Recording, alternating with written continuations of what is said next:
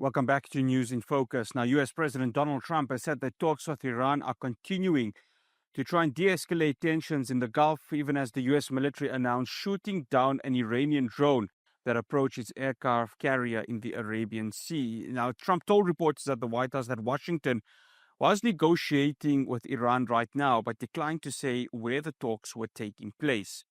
Now, this comes as, of course, we've seen protests happening in Tehran and, of course, continuous threats that have been coming from the Oval Office. Joining me now to take this discussion further, I'd like to welcome Dr. Shaheed Mathee, who is a senior lecturer in the study of religion and social history at the University of Johannesburg. Dr. Mathee, absolute pleasure having you on. Assalamu alaikum wa rahmatullahi wa barakatuh. Wa alaikum salam wa rahmatullahi wa barakatuh, Farhaz, and to Hilaal TV and to yourself. Thanks for this. No, it's an absolute pleasure. I guess, Dr. Mathee, we've got two nuclear powers. These discussions, so it's not the first time it has happened, especially from a nuclear perspective. But given where we are right now in the world, how important will these talks be, given how the threats have been occurring, especially from the United States side, and just the possibility of trying to avoid a full-blown out war? Bismillah ar-Rahman ar-Rahim.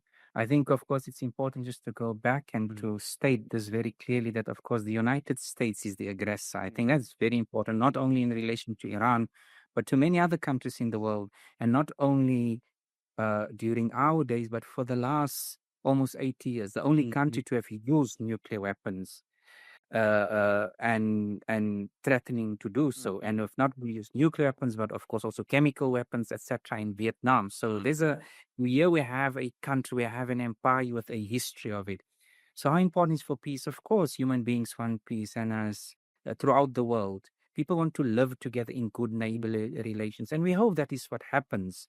Of course, the Iranians have time and time again said that they are not pursuing nuclear weapons, even from a Islamic religious perspective, that the fatwa of Ayatollah Ali Khamenei is clear that Muslims do not wish to have such weapons. But the Iranians are not the problem. The Iranians are the people who want peace. And therefore, notwithstanding, if it just go back a month, but like the United States did attack the Islamic Republic in June, after, of course, the Israeli enemy did so start 12 days of war. So the Iranians, and of course, responded as indeed was the correct thing for them to do when your country is under attack, as any other human being or any other country would do.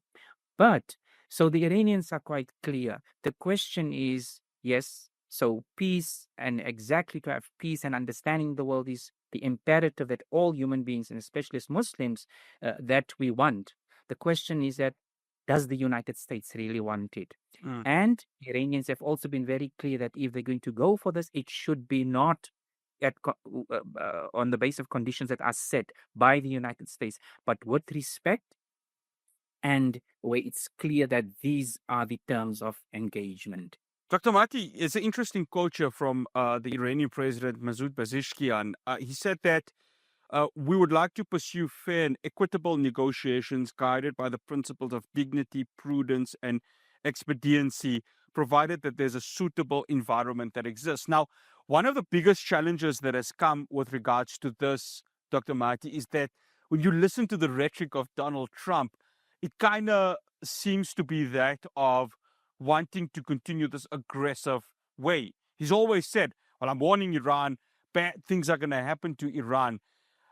How important is it for this Iranian delegation when they do approach it over the weekend, wherever it's going to be, whether it's in Turkey or whether it's going to be in Oman, that there's a sort of mature aspect to it, given who they are actually negotiating with? No, it's very clear that the Iranians be clear on what they want. And I think, the quote from the Iranian president, Mr. Pezeshkian, is exactly those. And I think the Iranians are clear about that they want dignity, prudence, and as you said, expedient, quoting the Iranian president. So wherever it's going to be, so the Iranians will go knowing exactly what they want, and I think, or what needs to be done. Again, the question comes back: if the bigger question to the Iranians is that how will they respond, to how the United States conducts these talks? So yes, that is what the Iranian president have said, and where Iran is going to. And I think from what we know of the history of Iran, that they will be clear on what they want. The big question is that, of course, we all wait, inshallah, that the outcome will be good to see what happens thereafter and how the United States will react, and then how the Iranians will respond. So thus far, we don't know. It's quite clear that the Iranians are going with these three principles, these three things. To say them again is to say our dignity, prudence, and expediency, and the good role that the Omani Sultanate of Oman is playing in saying, okay, let's talk about this. Let us see where this goes, because what we all want is peace for the world, but with peace and before that is justice and this principle of dignity. So the Iranians, I think, will be very clear as to what they want. They are not going to compromise their own dignity in front of the United States, and then it remains to be seen what it is that the United States want. Of course, it's almost silly to say what the United States wants. As you said, we can see all the threats from Donald Trump and the United States. But the question when I say what it wants is that now where does it want to go from there? And I think the Iranians will then take it from there. And inshallah, may Allah make it good for the Iranians to stand firm and strong, not only for the Iranians, for all countries, for all peoples of the world, starting with Muslims, but for all peoples of the world. We see now from Colombia, see now from Venezuela, is that they stand firm in saying to the United States, yes, you want peace, but these are the terms of engagement, not what you unilaterally decide. Dr. Mathee, there's one other nation that when you speak to various analysts and obviously um, listening to Iranian Foreign Minister Abbas Araghchi, he's mentioned it also, Israel. Now, we saw what happened in the 12-day war back in June. It was, of course, Israel who had attacked the nuclear scientists of Iran in Tehran. The concern comes there is that is it Israel that is secretly trying to push the United States into this conflict? The reason why I say that is because Benjamin Netanyahu has consistently said that he is concerned with regards to Iran's ballistic missiles. Now, is there going to be a sort of third force in your view where Israel comes into this and really tries and hampers the sort of negotiations that Washington and Tehran are trying to pursue? Oh, from the immediate and what is apparent, it's clear. It's clear. Israel, if you call it, to use your word, the third force, trying to hamper and throw a span in the wheels. I think that's clear and that we saw. Certainly the way the attack, and it's be clear that this attack by the Israeli enemy. And just to say, of course, this is not a proper nation. This is a nation or a so-called nation that is built, on the land and the blood and the resources of other people, hence the Israeli enemy. That is clear. But I think and we've seen Netanyahu's behavior since 1996, but certainly in the last more than 2 years now, with the onslaught on our brothers and sisters in Gaza, and the genocide that Israel is committing. But that said, so clearly Netanyahu wants that for whatever reason.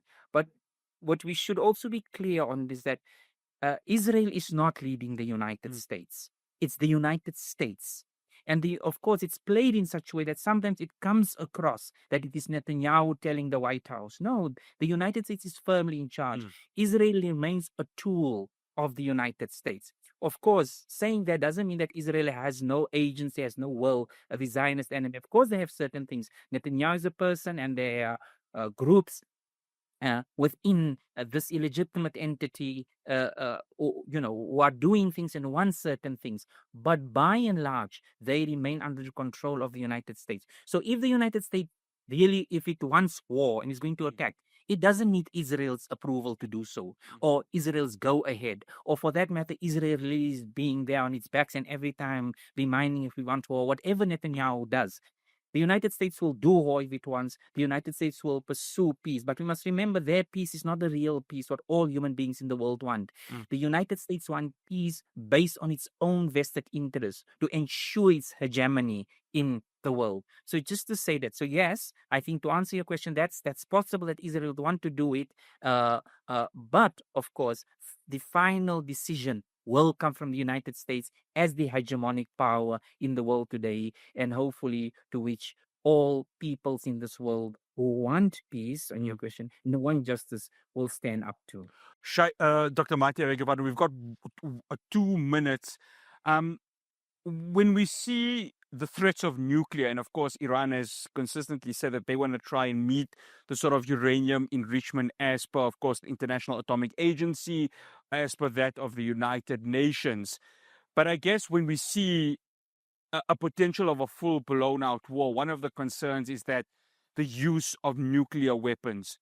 And I guess both you and I, and many citizens, not just in South Africa, but in the world, want to ensure that this does not happen. We saw Hiroshima and Nagasaki. We saw, of course, the Chernobyl disaster. That is where we are, isn't it, Dr. Mathee? That the possibility of a nuclear war is something we all want to go ahead and actually avoid. And I guess if any progress can happen from this weekend, hopefully this can be the case. I got 1.5 minutes for you in that, Dr. Mathee. Inshallah, to confirm and to agree with you, that is what we hope will happen. But we must also remember that things don't always just happen the way we want. Of course, that's what we want. Islam, the Iranians are quite clear, as I said earlier. Ayatollah Ali Khamenei said all the time that our deen prohibits to possess nuclear weapons, to have nuclear weapons. That's clear, and that's a discussion for another time. The question, but if the United States attack, the point is the peoples of the world have to stand up and respond. Now, respond with what? With the weapons that they do have at their disposal. We do not want war, clearly. But we also know that when you have a belligerent country like the United States, when you have this country that has been visiting wars in the last 80 years on the peoples, not only on Muslims, on Vietnam, on Korea, on other places in the world, then people have to respond. So inshallah, we do that dua that there will not be nuclear war. But sometimes you need revolutionary and moral warfare, as Mao Zedong said, to undo counter-revolutionary and obscene warfare that is waged by the capitalists led by the United States. So inshallah, there won't be war, but there will be resistance, and there should always be resistance. Dr. Shaheed Mathee, absolute pleasure having you on. Assalamu alaikum wa rahmatullahi wa barakatuh. Wa alaikum salam wa rahmatullah. That's Dr. Shaheed Mathee, Senior Lecturer in the Study of Religion and Social History at the University of Johannesburg. We're going to continue this conversation with Professor John Stremlau. Do stay tuned. News in Focus wraps up after the break.